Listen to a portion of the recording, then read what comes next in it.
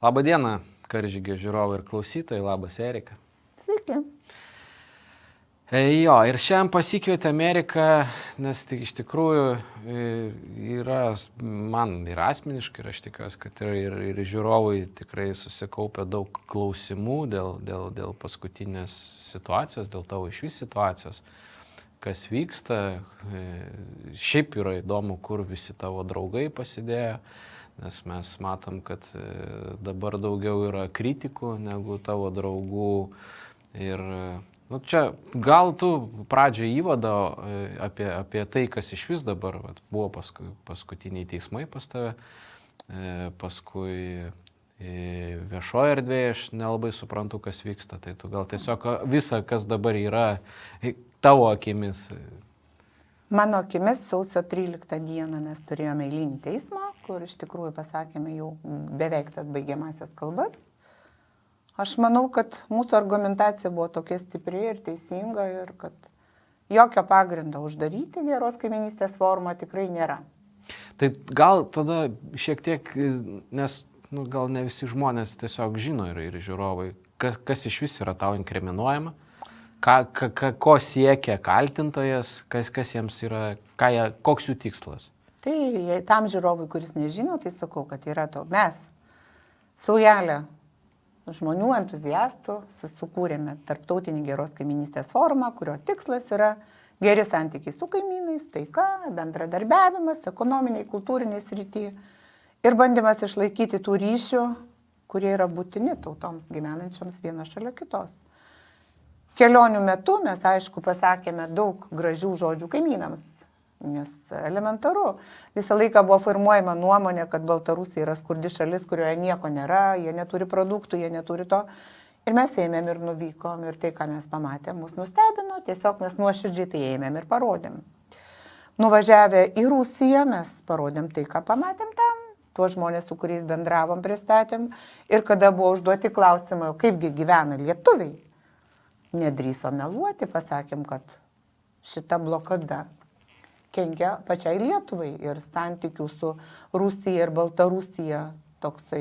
Tai jau dabar netgi pati Europos Sąjunga to neneigia, kad... Labai įtakojo Lietuvos ekonomiką neigiamai. Ir būtent šitie sakiniai ir tapo pagrindiniu kaltinimu, kaip ir Lietuvos išdavystė, nes mes drįsom pasakyti, su kokiom problemom susiduria Lietuva dėl sankcijų. Bet gerai, bet tai yra daroma todėl, kad jūs fiziškai buvot Rusijoje ir Baltarusijoje.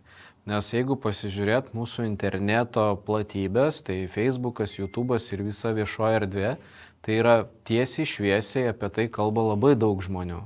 Ir pasisako žymiai blogiau. Tai man šiaip visą laiką mes kiek darom laidas, tai aš tikrai apmastai ir tą mūsų tiesioginę politiką stengiasi nekritikuoti.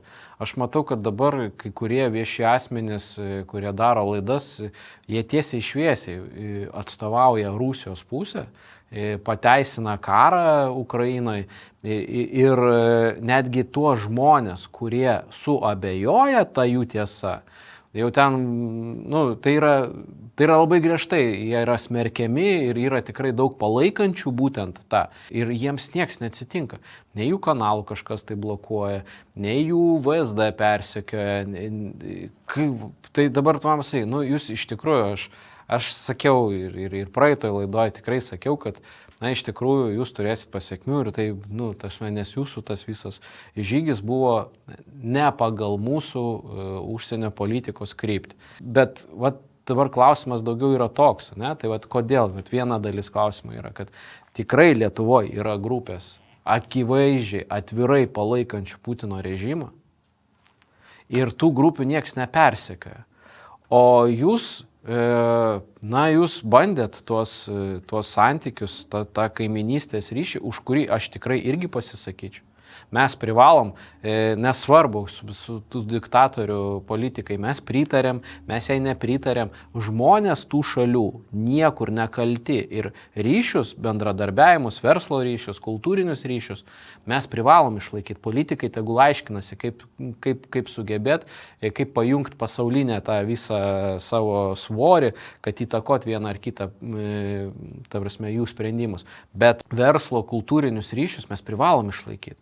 Ir mes privalom ir su paprastai žmonėm tikrai privalom šnekėtis. Tai pirma, ką aš norėčiau pasakyti, taip, jūs teisus, nes daug žmonių pasisako gana aštriai ir jie yra iš tikrųjų ignoruojami, jų nemato niekas, jų pasisakymų niekas nekomentuoja ir grėsmės tame niekas neižvelgia. Geros kaiminystės forumas niekada nepalaikė karo. Niekada. Mes esam žmonės, kurie nori taikos. Mes nesakom, ta pusė bloga ar kita. Esmė yra, žmogiškumui nusikaltimas yra karas. Ir mums reikia, kad būtų taiki žemė, taiki galimybė gyventi ir kurti, ir tą žinią mes ir vežam. Ir nešam. Bet keiščiausia, kad būtent mes sakom taika, o tie, kurie norėtų nuteisti ir uždaryti formą, jie kažkaip išverčia taip, kaip jiems patogu. Nežinau, kokią kalbą jie tai pateikia, nes dalis auditorijos ima ir patikė. Mes sakom, kad kaimynų nepasirinksi, kad su jais reikia gyventi taikoje ir mes negalime taikoti valstybėse kitose vykstančių kažkokių veiksnių, nes neturim tam teisės. Kiekviena valstybė turi savo piliečius ir jie sprendžia, kokioj santvarkoje gyvens, kaip jiem geriau būtų. Taip, ar mes ne Landsbergis, nevažiuojam Maidano į Ukrainą daryti, ar dar kažkur tai. Aš manau, kad liaudės diplomatai neturi teisės įnešti sumaišties, bet jie gali tiesiog žmogišką kalbą sakyti, ko jie nori. Ir dar kartelį turiu pasakyti, kad valdžia yra mirksnis tik tai valstybės gyvenime. O valstybės gyvuoja šimtmečius, tūkstantmečius. Tai šita valdžia nueis, bus kita, mes turėsim kitokius santykius. Vienoje šalyje, kitoje, trečioje viskas keisis. O mes žmonės liksim, mums reikia gyventi. Aš prie to pačio klausimo grįžtu dar kartą, nes mes matėm ištisą grupę tų visų maršistų, nuo Grinevičiaus, Grinevičiūtės, ir visas tas kvadratas buvo mūsų išpaišytas tų jau naujosios valdžios. Kas žino, kas nežino, kas už viso šito judėjimo stovi, kieno finansai ir visa kita. Ir mes matom, kad ta grupė pasisako bet kaip ir jai viskas yra leidžiama. Jų nieks nepersekioja. Iš visos tos grupės, tarp kitko, man yra labai keistas dar ir pažįstamo, ir tau pažįstamo Celofano likimas. Nes, irgi žmogus lygtais ėjo su visais ir gavosi taip, kad atsidūrė dabar irgi, toks visų pamirštas. Bet dar tiesiog, grįžtant prie to pačio klausimo. Tai yra Erika Švenčioninė dabar visų palikta ir smerkiama ir kada tu pasidarei nebeparanki, tai tavęs, nes anksčiau visi kviesdavosi į laidas, su tavim šnekėdavosi ir prašydavo ir tavo interviu, visą kitą. Dabar praktiškai tu patapai priešingai, vietoj kviečiamo svečio, daugiau toks šmeižimo objektas. Ir lygiai tas pats dabar gausi ir su Celofanu. Visiems buvo reikalingas, kol organizavo tą visą savo darbą, o dabar visi nuo jo nusisuko ir irgi nieks nebeatsimena, neprisimena ir niekam nebereikalingas. Šita prasme gal galėtų tavo nuomonės. Šita prasme mano atsakymas bus labai ilgas ir jisai susidės iš kelių dalių. Tai noriu pasakyti, kad nereikalinga, atstumta. Aš taip nepasakyčiau. Todėl, kad būtent dabar šiuo metu mes tiesiog turim nerealią galimybę žinoti, kas mūsų draugai ir kas gali būti mūsų draugais ir tie, kas nuo mūsų nenusisuka pačią sunkiausią minutę, reiškia, su jais gali keliauti toliau šito keliu. Geros kaiminystės forumas yra būtent ta organizacija, kuri spontaniškai, niekieno nevaldoma, niekieno nesukurta, taip neįtakota, neprogramuota, atsirado pati ir jinai yra neparanki. Šita organizacija labai neparanki, nes jos tu negali valdyti. Mes nesam remiami jokių pinigėlių, mes esam paprasti žmonės, basi, tokie kaip ir visa tauta ir tiesiog ir atstovavom tautą. Bet dėl populiarumo, nepopuliarumo. Taip, man yra sudėtinga dabar turėti eterį ir net nežinau dėl kokių priežasčių, kai kur mums kelias buvo uždarytas. Galbūt tai buvo sąmoningas atsisakymas mūsų, o galbūt tai buvo bandymas apsaugoti savo televiziją nuo uždarimo. Galbūt tai buvo bandymas išsigelbėti šitoj situacijoje, kada yra informacinis karas be galo didelis, kada blokuojami kanalai. Aš negaliu pasakyti. Man niekas į tuos klausimus nepasakė, atsakymų nedavė, bet kai Dievas uždaro duris, atidaro langus. Tai va vienas iš tų langų, į kurį aš žiūrėjau, kažkada beldžiausi ir tapo Karžygio studija. Aš dėkoju už tai, kad galiu savo mintis toliau tęsti čia, apie tai kalbėti. Aš tikiuosi, kad galbūt mums pavyks ir aš būsiu dažnesnis svečias ir galėsiu pasakyti, kokia mūsų vizija, ką mes matom, ko mes norim. Bet grįžtam prie Antano Kandroto. Man Antanas Kandrotas yra žmogus su didelė charizma, be galo talentingas žmogus. Žmogus, kuris idėjai paukoja labai daug laiko. Idėjų jis turi daug ir tai yra dar žmogus, kuris laiko savo žodį. Ir jis būdavo visur, kur vyksta judesys.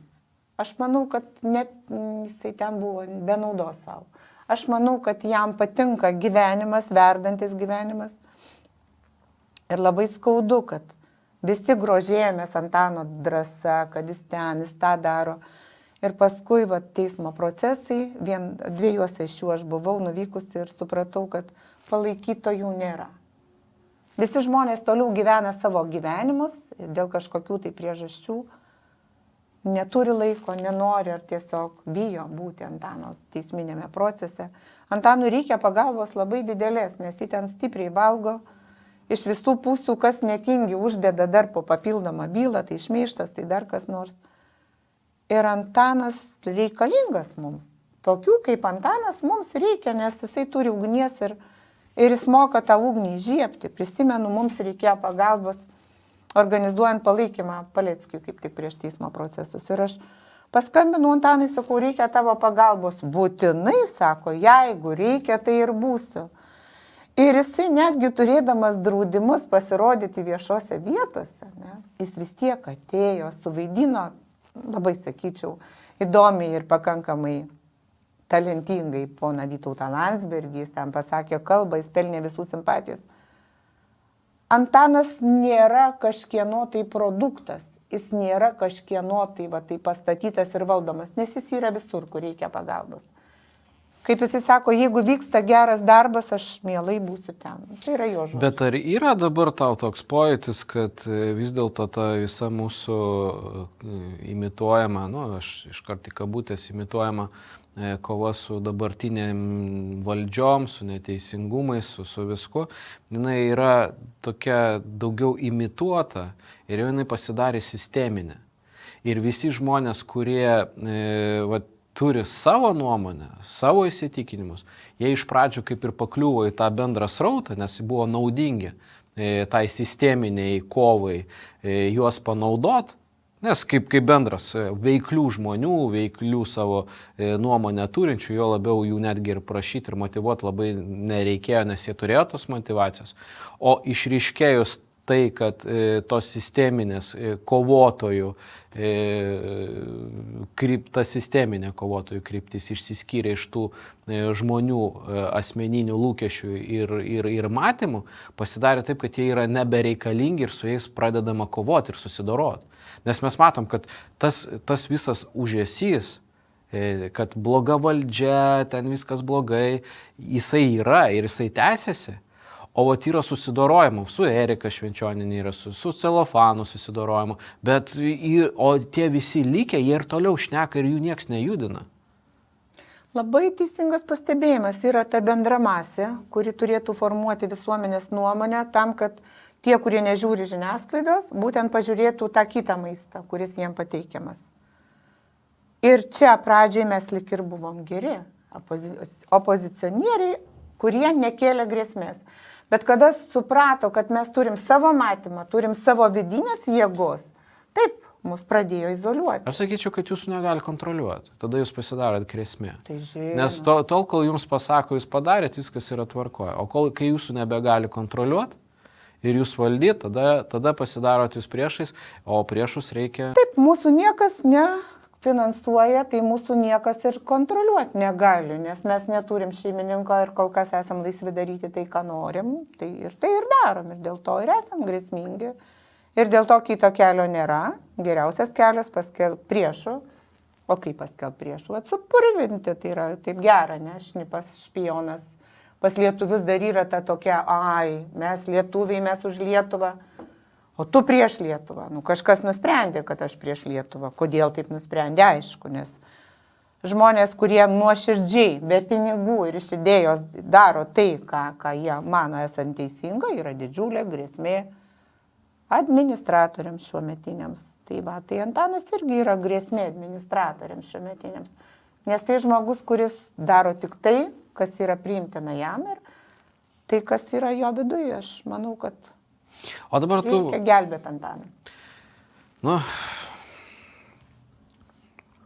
Net nežinau, nuo ko pradėti. Nuo ko pradėti gelbėti. Ja, tai palaikymas tiesiog, kad žmonės nepamirštų, tai galim priminti.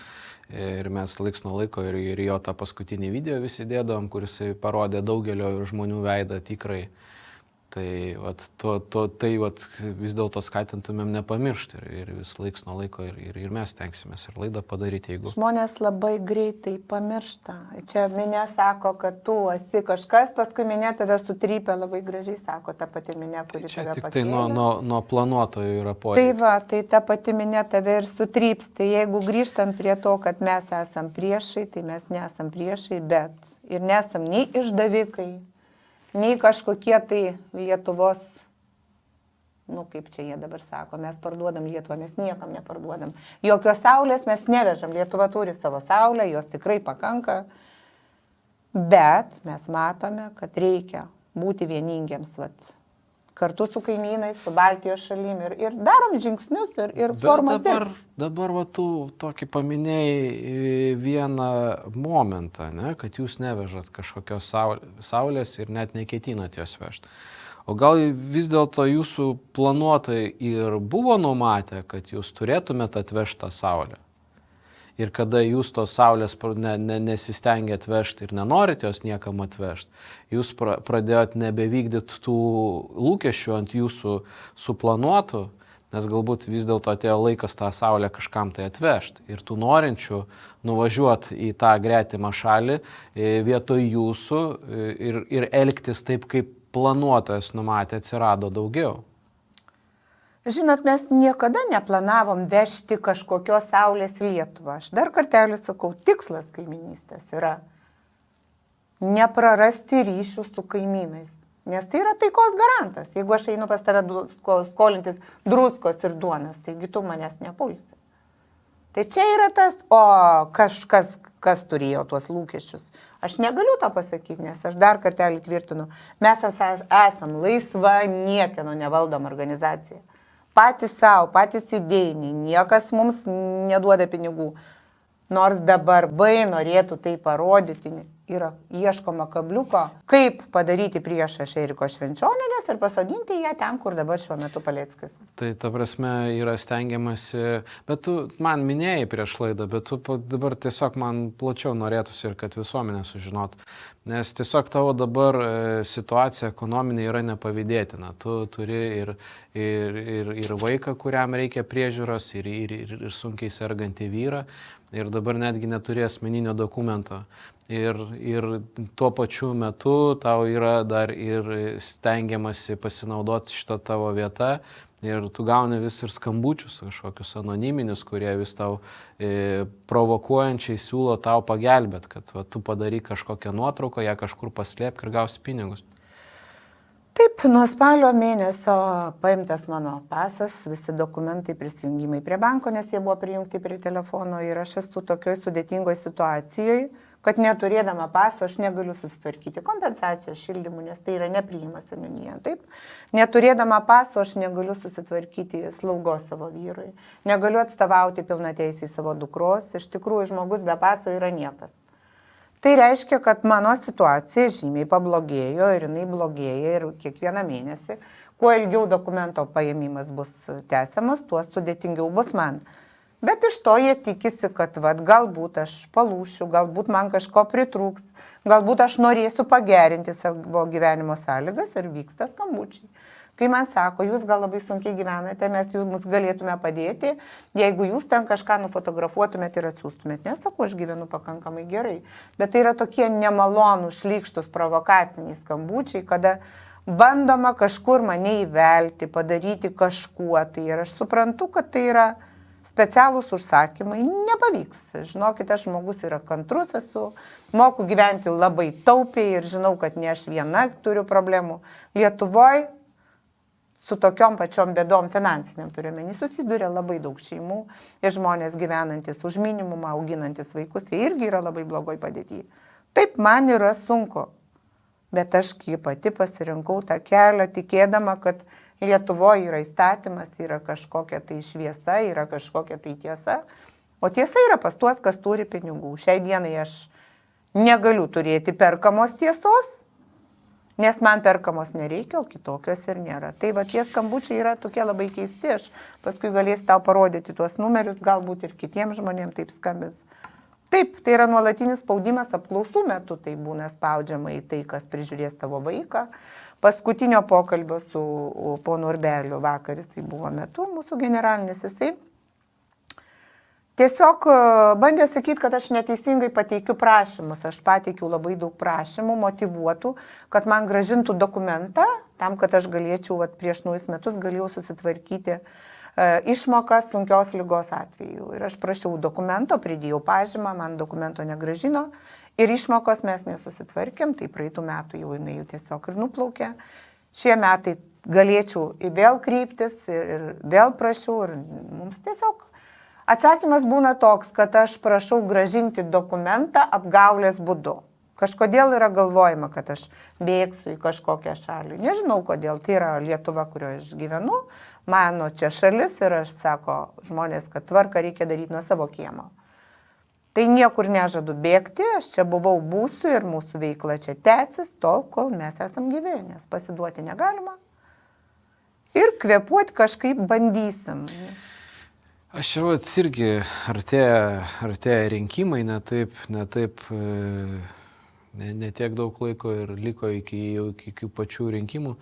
Tai noriu priminti visiems mūsų žiūrovams ir klausytojams, kad iš tikrųjų, buvo toks ponas Zuokas, vadinamas liaudyje abonentu, nežinau, įrodyta ar neįrodyta, galimai, kad čia ne šitą patį, kur ir turi teistumus ir bylas už kyšininkavimą, ir dabar vėl eina į mūsų merus ir nieks nevadina tokių žmonių nei išdavikais, nei kažkuo, neturėjo jokių persekiojimų ir savo netgi ir politinėje veikloje dalyvauja ir Masiulio bylos, kur dėžutės pripažintos paskolom sudėta, ir Tulpės bylos ir mes matom, kad iš tikrųjų yra tikrai dvigubi standartai ir tik šitoje vietoje kažkaip tai norėtųsi vis dėlto, kad žmonės, jie vis dėlto, jie supranta, kas prie ko.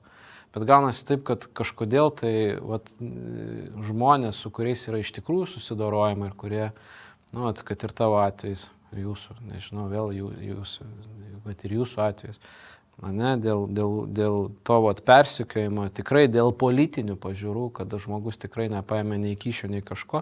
Mažo to, kad jis yra persekiojimas valstybės visų institucijų, nes tie žmonės, kurie sėdi valdžioj ir vagia, jiems ar jūs maišot, ar jūsų ta politika, jinai nesuderinta su partijos politika, ar kažkaip jūs netitinkat tam vektoriui.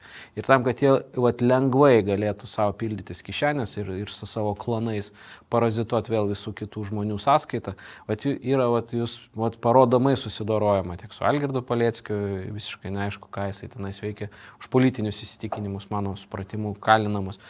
Tiek ir jūsų atvejs yra.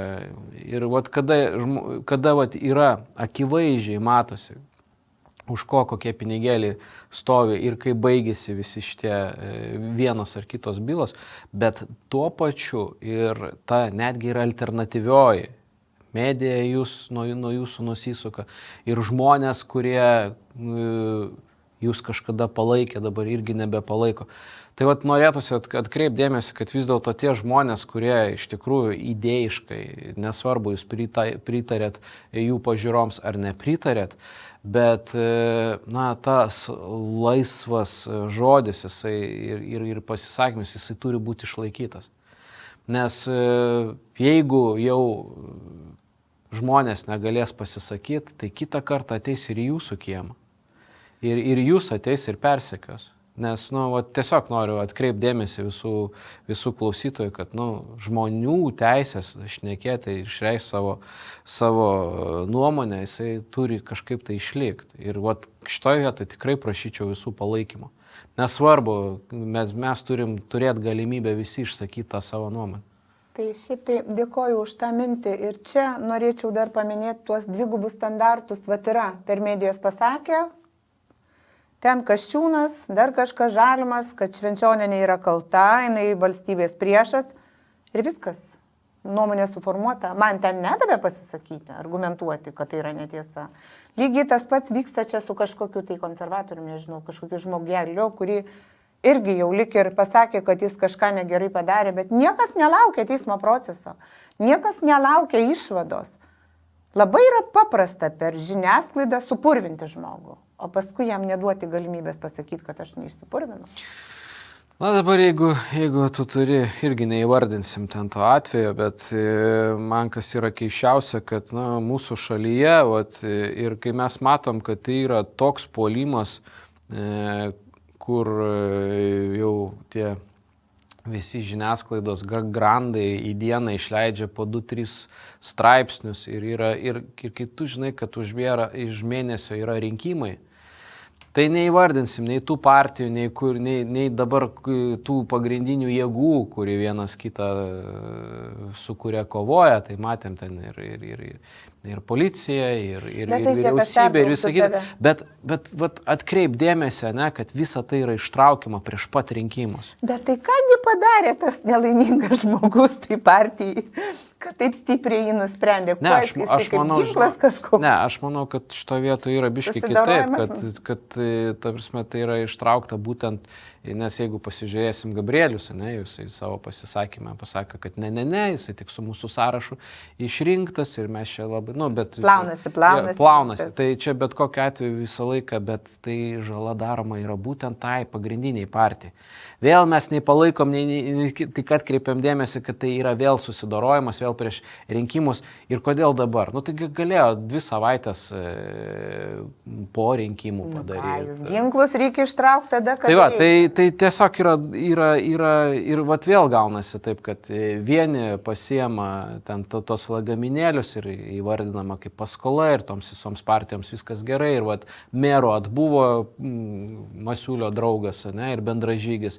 Ir žmonėms tas visiškai yra visiškai normalu ir leistina. O tai tiesiog to blaivaus požiūrio norėtųsi palinkėti visiems ir atsirinkti vis dėlto, ką reikėtų iš tikrųjų palaikyti. Nes nepaisant to, ar jūs pritarėt tų žmonių, nes aš, pavyzdžiui, irgi nepritariu, tai tiems jūsų žygiams aš nepritariu. Ir tą ir viešai sakiau, ir tai, bet aš matau, kad mūsų tas viešai išsakytas jūsų nepalaikymas, dabar gaunasi taip, kad mes suskaldėm tą visuomenę, kuri dabar praktiškai jūsų nebepalaiko. Aš negaliu sakyti, ne, prieštarauju, nes jeigu atskilo tie žmonės, kurie buvo abejojantis, tai yra labai gerai. Ir sakyti, kad mūsų nepalaiko, tai yra netiesa. Liko tie, kurie yra drąsūs, kurie nebijo.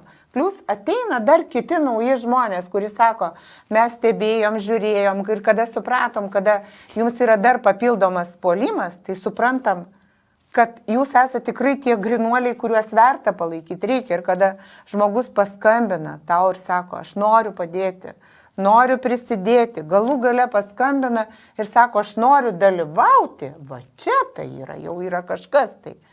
Taip, kad sakyti, kad nepalaiko, ne, yra žmonės, kurie gyvena YouTube'ai, gyvena Facebook'e, bet jie gyvena sensacijom, ten paklausė, ten pažiūrėjo. Tai yra visiškai nesvarbu. Jiems reikia šitų emocijų, jie jas turi. Bet žmogus, kuris iš tikrųjų nori kitų permainų, kuris tai turi savo širdį, pasikytas tikėjimas, jisai mato, kad mes nesam Seimo nariai, kurie turi padėjėjus, kurie mokami atlyginimai. Ir aukojam savo asmeninį laiką, savo šeimos, sakykime, biudžetą. Darom tai dėl to, kad mes patys tuo tikim ir tai yra tokia galinga jėga. Ir sakyti, kad mūsų nepalaiko, kas mūsų nepalaiko. Ogi tie, kurie išsigando, galbūt mūsų kažkur nepriima filmuotis, nes neva bus nepatogu jų televizijai. Bet čia jis ir net tie žmonės ir nebuvo palaikytojai. Jie kažkuria kelio atkarpą ėjo kartu, nes jiems buvo patogu.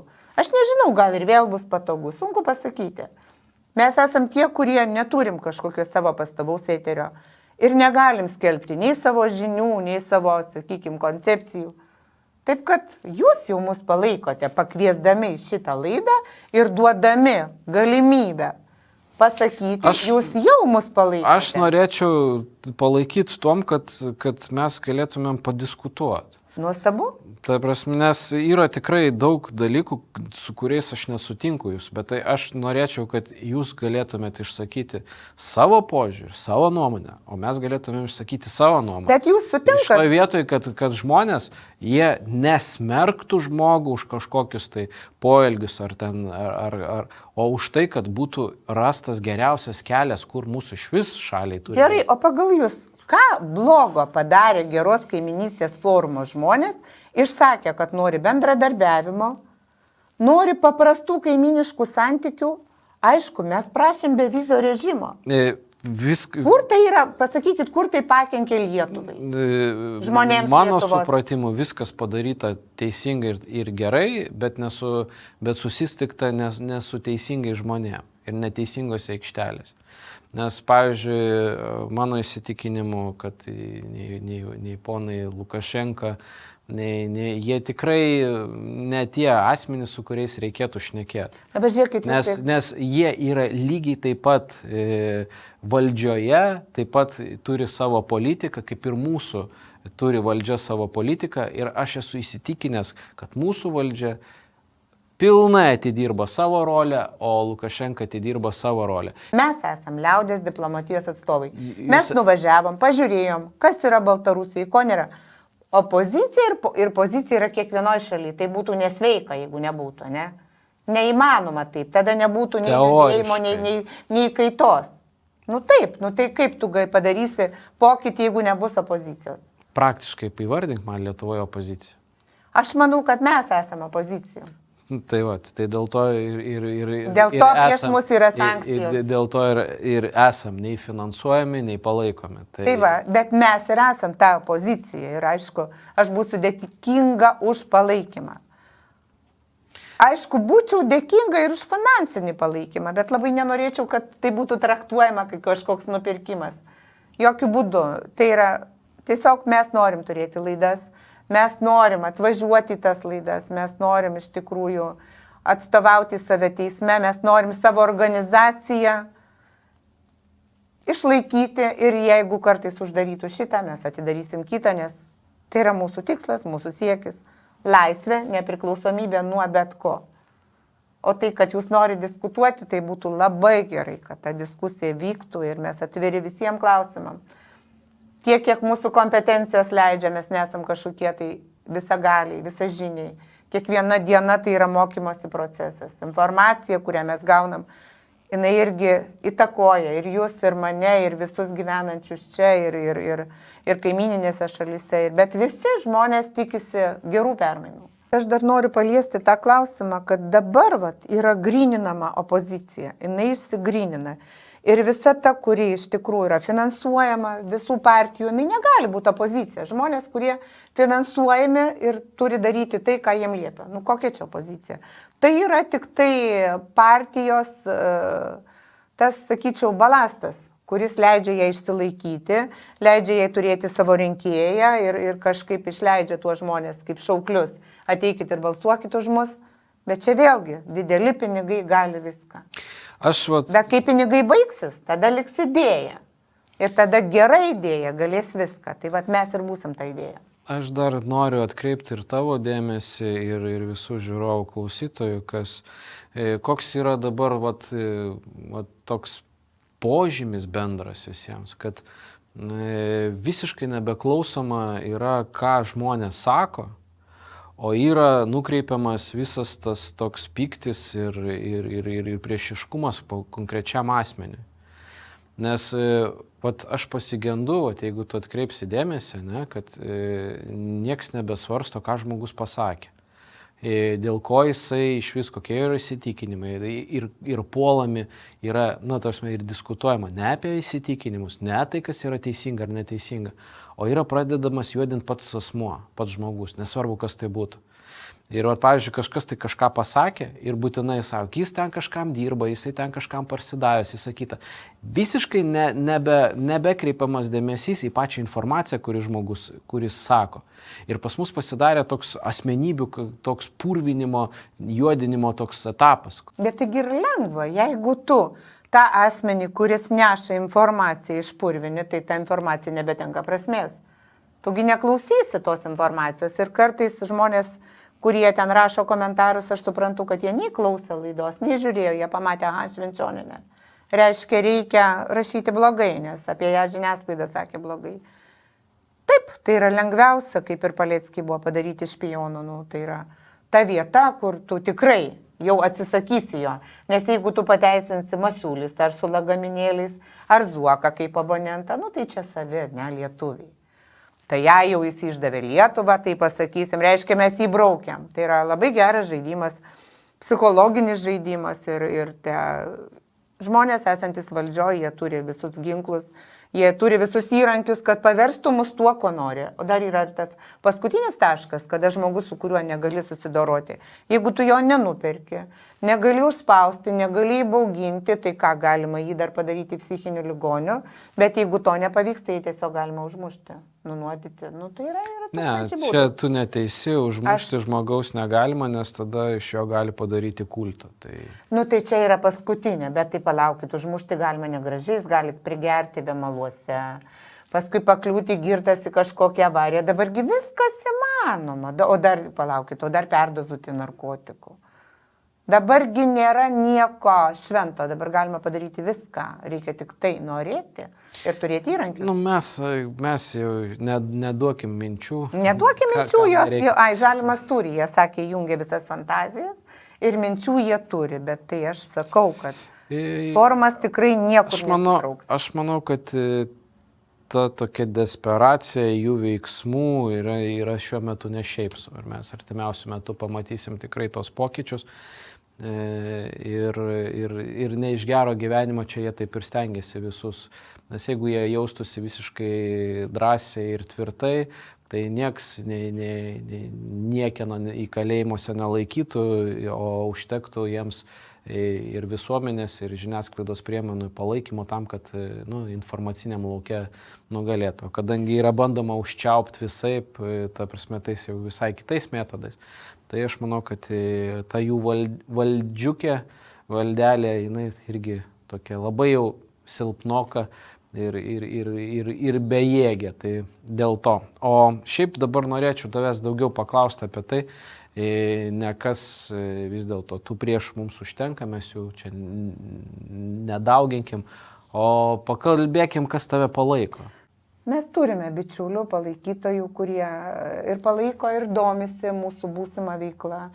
Visada klausia, kokie mūsų planai, klausia, kuo galėtų prisidėti. Ir dėka tų žmonių mes galim judėti į priekį. Ir šiandien naudodamasi proga, aš tiems, kurie mus palaiko, sakau, kad kovo 18 dieną bus tarptautinė Baltijos šalių konferencija, tai yra Baltijos šalių todėl, kad mes esam 3 jūrinės valstybės, galime sakyti 4 įjungiant Lenkiją, kurios šiuo metu yra sudėtingoje situacijoje ir turėtume mes matyti ir bendrą kažkokią ateitį šitų šalių ir mums reikia nepamiršti, kad turėdamos tokią gerą geografinę padėtį mes esam tranzitinės valstybės, reikia išsaugoti šitą galimybę, nes tai yra mūsų valstybių pajamos, yra daug dalykų, kurie mus jungia vienyje ir aš manau atėjo laikas gyvai susėsti ir pasikalbėti būtent šitų šalių opozicionieriams. Viena iš tokių aktualių temų, kurias mes aptarsim, tai yra įstatymo aukštenybė, viršenybė, kada mūsų šalių konstitucijos ir mūsų šalių įstatymai atsiduria po ES, sakykime, volu, kada mūsų šalyse jau negalioja jungtinių tautų sprendimai priimti, jie irgi jau tampa tik patariamieji, vyksta kažkokia nenatūrali, tiesiog naikinimo akcija, tas įstatymas jis yra, bet jo nėra. Jis naudojamas prieš mus ten, kur jį galima panaudoti prieš mus, bet tuose vietose, kad jis mus gintų, staiga jisai dingsta. Tai vat opozicionieriai Baltijos šalių dabar yra pats tas laikas, kada galime tapti stipresnė jėga, nes pavieniui mes nieko nepadarysim. Aišku, tvarka pirmiausiai sako, reikia apsišluok savo kiemą, tada eik į svetimą, bet kad apsišluoti savo kiemą, kartais yra gera gauti patarimų iš kaimynų, o kaipgi jie šluoja savo kiemą. O ką jie daro? Tai Baltijos šalių konferencija, kuri vyks kovo 18 dieną ir mums reikia paramos. Mes norim turėti kokybišką salę, iš kurios galėtume transliuoti tiesioginę transliaciją kaimynams. Mums čia reikia visų jūsų pagalbos ir paramos. Jeigu jūs manote, kad reikalinga šita konferencija, tai tiesiog lauksime jūsų atsiliepiant, atsišaukiant. Galbūt galėsite kuom nors mums padėti. Aš labai tikiuosi, kad jūs savo laidos gale įdėsite mūsų rekvizitus. O dabar aš labai norėčiau pasakyti savo telefono numerį, kuriuo jūs galite paskambinti. Jeigu nuspręstumėte, kad mums pakeliui ir jūs norite būti tos konferencijos rėmėjai, dalyviai, galbūt pranešimo skaitytojai, tai būtų 8 661 62 060. Tai mano naujas numeris, tai aš dar taip visada turiu susikaupti, kad pasakyčiau be klaidų, nes kaip žinote, viskas buvo atimta ir mums dar negrąžino nei mūsų ryšio priemonių, nei kompiuterių, nei pasų, nei prisijungimų prie banko. Tarp kitko, klausiu pono Urbelio, o kam jums reikalingas buvo mano prisijungimas prie banko? Sako, nežinau.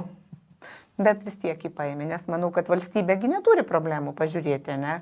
Ar įtarimasis turi kažkokių pajamų neteisėtų. Na, ponas Urbelis, jisai daro savo darbą ir paliekėkim jam sėkmės, gaudant nusikaltėlius. Jisai sakė, kad labai apkrova didelė, labai darbo daug ir todėl sakė, kad mūsų pasų sulaikymas gali tęstis ne tik 9 mėnesius, bet jeigu jūs būsite įvardinta kaip labai labai didelė nusikaltėlė, tai sakė, pasiruoškite, kad tai tęsis ir 2 metus. Taip paguodė vakaris, taip mane. Ką tai reiškia, reikia pagalvoti. Nu, ar sukliudys tai forumą? Ne, jokių būdų nes. O dabar, daugiau apie tą formą. Tai vyks kur? Vilniui? Vilniui mes ieškome salės Vilniuje. Aišku, salę norėtume turėti aprūpintą šiuolaikinę technologiją, kad būtų kokybiškai, bet ir kita pusė yra finansai. Nuo turimų finansų priklausys ta salė, kurią mes galėsim turėti ir jos kokybė. Ir labai taip laiko nėra daug ir labai norėtųsi bent jau iki vasario vidurio žinoti, kokios yra mūsų finansinės galimybės. Tikimės svečių iš Europarlamento, nes yra žmonių, kurie palaiko mūsų liniją, ir tai yra labai smagu. Ir galvojam, kad būtent galbūt reikėtų tiems svečiams iš toliau, jų būtų apie 30, reikėtų pietus kažkokius pateikti, tai jau Lietuvos prestižo reikalas, pamaitink alkaną. Bet tai tu dabar sakai, tai tasme mūsų, tai čia yra dabar jau tarptautinis judėjimas ir tu kalbi apie mus kaip apie kokias šalis, apie plačiau gal šiandien. Tai pats geros kaiminystės forumas tarptautinis geros kaiminystės forumas. Nes Kiek šalių jau jame dalyvauja? Kad tai šiuo metu jie dar neatsidarė atstovybių, bet tai mes palaikom ryšius su 7 šalim. Lietuva, Latvija, Estija, Rusija, Baltarusija, Lenkija ir turime jau mažytę užuomazgą Prancūzijoje. Mhm. O neketinat pakviesti šitą forumą ukrainiečių?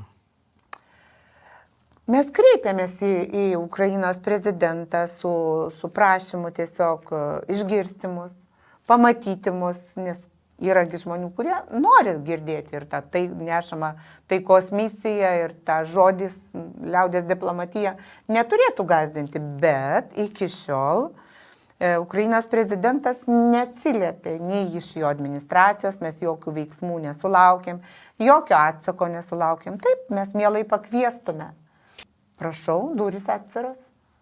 Tuo labiau, kad ten irgi žino, kad yra toks forumas, kad jis atviras, kad jis gali atvykti bet kada, jeigu jį pakvies. Tai yra mesgi atviri visam pasauliui. Vienintelis tikslas yra taika, draugystė, nes visa tai baigsis. Ir aš norėsiu tada švariom akim pažiūrėti ir pasakyti, aš nekurščiau karo, aš nesiunčiau ginklų, aš nesakiau, kad jūs turit kariauti, aš sakiau, kad jūs turit sėstis ir kalbėti. Ir jūsų sūnus turi būti gyvas. Ir mano gyvas. Viskas, tik tiek. Tai dabar jau gal einam į pabaigą ir tikrai sėkmės jūsų dėjimai. O dar keli žodžiai, ta prasme, apie palaikymo grupės. Tai vis tiek tas forumas vyks rusų kalba ir tarsi daugiau apie gal tą patį forumą. Jisai vyks kovo 18 dieną. Kovo 18 dieną ir jis vyks rusų kalba, bet aš suprantu, kad mums labai reikės vertėjo paslaugų. Nes atvažiuoja žmonės, kurie kalba angliškai. Aš manau, kad ir estai toli gražu ne visi įvaldę rusų kalbą. Ir čia mums reikalinga vertėjų pagalba. Žmonės, kurie galite tiesiog tą dieną pavertėjauti, atsišaukit, mes būsim labai dėkingi.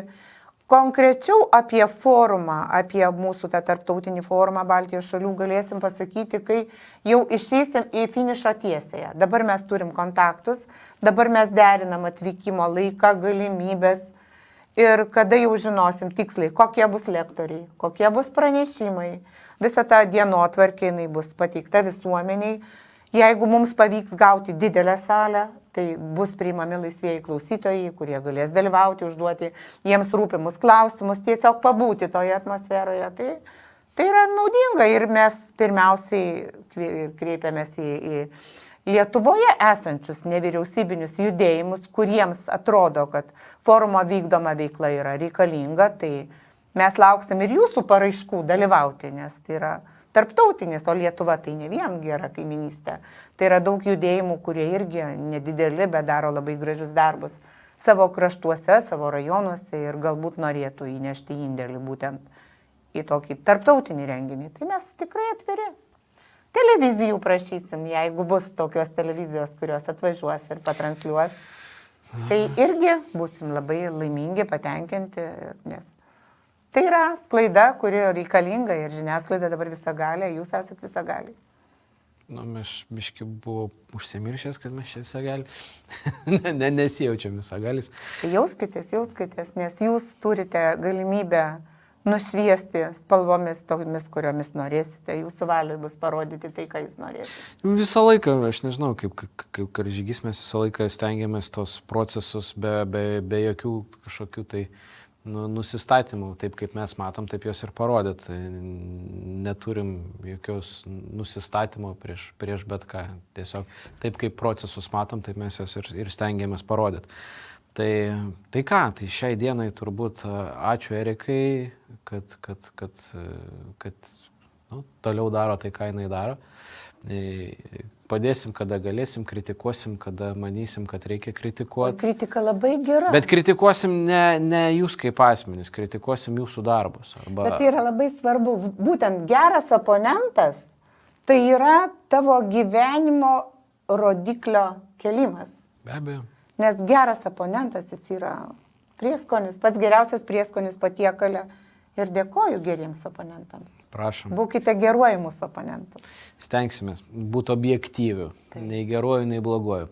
Objektyvumas, aš manau, šitoje vietoje yra reikalingiausias. Tai ką, dar kartą dėkui Erikai, kad šiandien atėjo. Paliksim visus žiūrovus su Erikos šiandieniniu, kaip pavadinti. Šiandieną buvo toks performansas. Tiesiog mes aplankėme Kudirką. Jis mums padovanojo tautinę giesmę, himną, kur viskas sudėta taip gražiai, taip teisingai. Tai yra. Ačiū jam, tai apie tai šiandien pasišnekėjom ten, Kudirkos aikštėje. Tai dar kartą dėkui Erikai už tai, kad atėjo pas mus, už tai, kad mes čia pasišnekėm. Dėkui visiems žiūrovams, mūsų žiūrėjusiems. Ir iki kitų kartų. Ačiū labai. Šiandien mes čia atėjom paklausti šito didžio žmogaus, kuris padovanojo Lietuvai giesmę, kuri tapo pagrindinę giesmę, kurią mes atliekame pačių savo gražiausių, iškilmingiausių švenčių metu. Mes atėjom paklausti, ar ta giesmė dar turi prasmę. Ar turi prasmę tie žodžiai? Lietuva tėvynė mūsų, tu didvyrių žemė. Ar Lietuva didvyrių žemė? Ar žemė tų, kurie savo tėvynę parduoda už eurus, dolerius, rublius? Ar čia tie didvyriai, kurie atsisakė Lietuvos vardan savo asmeninio geresnio gyvenimo? Iš praeities tavo sūnus te stiprybę semia. Ar mes turime iš ko semti stiprybės, ar mes saugom savo praeitį? Ar mes nepamiršom, kas mes esame? Kas mes, kas mūsų kaimynai, kas mes bendrystėj su pasaulio tautom? Norisi paklausti, ar yra stiprybė, kai mes griaunam Cvirką, išbraukiam Kubilinską, sutrypiam, sumaišom su dulkėm Baltušį. Ateis ir kitiem eilė. Ir ar yra stiprybė, kaip mes laužuose deginam literatūrą kitos šalies, kuri yra virtusi klasika? Ar yra stiprybė žeminti kitą tautą? Ar tai yra stiprybė? Tegu tavo vaikai eina vien takais dorybė. O kas tai yra dorybė? Ar galime pavadinti dorybę iškrypimus? Tuos iškrypimus, kurių nuo amžių mūsų tėvai negalėjo pakęsti. Ar galime pavadinti dorybę eisenas, gėjų eisenas, kur demonstruojami lytiniai organai? Ar tai yra dorybė? Ar dorybė yra lyčių keitimas? Keitimas lyčių. Tu gimei tuo, kuo tau Dievas paskyrė. Tu esi tas, kas esi. Tave pagimdė mama, išnešiojo savo įsčios ir staiga yra įsityčiojimas. Iš gyvybės keičiamos lytys, įsityčiojama iš žmogaus esmės. Mes priverčiam žmonės abejoti. Tai reiškia, kad galbūt po metų kitų mes jau nesakysim vyras, moteris, bet kažkuris iš žmonių sakys, aš jaučiuosi šuniu, jaučiuosi karvė ir tai irgi bus priimtina, nes dorybių nebeliko. Tegu dirba tavo naudai ir žmonių gerybei. Prezidentas Gitanas Nausėda, giedodamas himną, labai gražiai sugiedojo tą eilutę, tegu dirba savo naudai. Savo naudai dirba prezidentas Nausėda. Ar mums reikia tokio prezidento, kuris net giedodamas himną nesuvokė šalies svarbos? Ar jis toks reikalingas? Ir kiek dabar žmonių dirba tavo naudai, Lietuva? Kiek jų yra, kurie dirba tavo naudai? Sekančios eilutės. Tegu saulė Lietuvoje tamsumas prašalina. Jeigu mes pradedam kalbėti apie saulę, tai kažkodėl visi nusprendžia, kad saulė turi tautybę. Saulė neturi tautybės. Saulė yra visų. Ir saulė šviečia viso pasaulio žmonėm. Ir mes negalim saulę dangstytis kaip skydu. Taip, saulės Lietuvoje labai reikia. Jinai reikalinga artojui, reikalinga gyvybei, reikalinga kiekvienam iš mūsų. Ir to saulės ateimo mes laukiam pavasarį, būtent, kad prašalintų tamsumas, kad su didelė viltim žmonija, kiekvienas lietuvis skubėtų į savo sklypelius, dirbtų ir tiesiog gyventų atgimimu, tuo pačiu ir Lietuvos atgimimu. Ir šviesa, ir tiesa mūsų žingsnius telydė. Su tiesa šiandieną nelabai draugauja Lietuvos administratoriai, todėl kad tiesa šiandien yra prekė, tokia prekė, kurią parduodama tam, kas turi daugiau pinigų ir pasiūlo didesnę kainą. Tiesa yra pati populiariausia prekė. Ir tai labai įrodo teismai, įstatymai Lietuvoje. ES lietuviams davė pinigų. Tai nebeliko Lietuvos teisingumo, Lietuvos konstitucija nebegalioja, nes tą tiesą nupirko už gerus pinigus. Nupirko ir pastatė savo tiesą. Dabar bus kita tiesa. Šviesa? Šviesa tai mokslas. Visais laikais šviesa žmonijai buvo mokslas. Didinga ta tauta, kuri neturi beraščių. Didinga ta tauta, kuri rūpinasi, kad jų vaikai užaugtų tokiais žmonėmis, kuriems negėda būtų atiduoti valdyti valstybę ir ateitį. Kas šiandien yra mokslas Lietuvoje? Lietuvos konstituciją parašė mielas ponia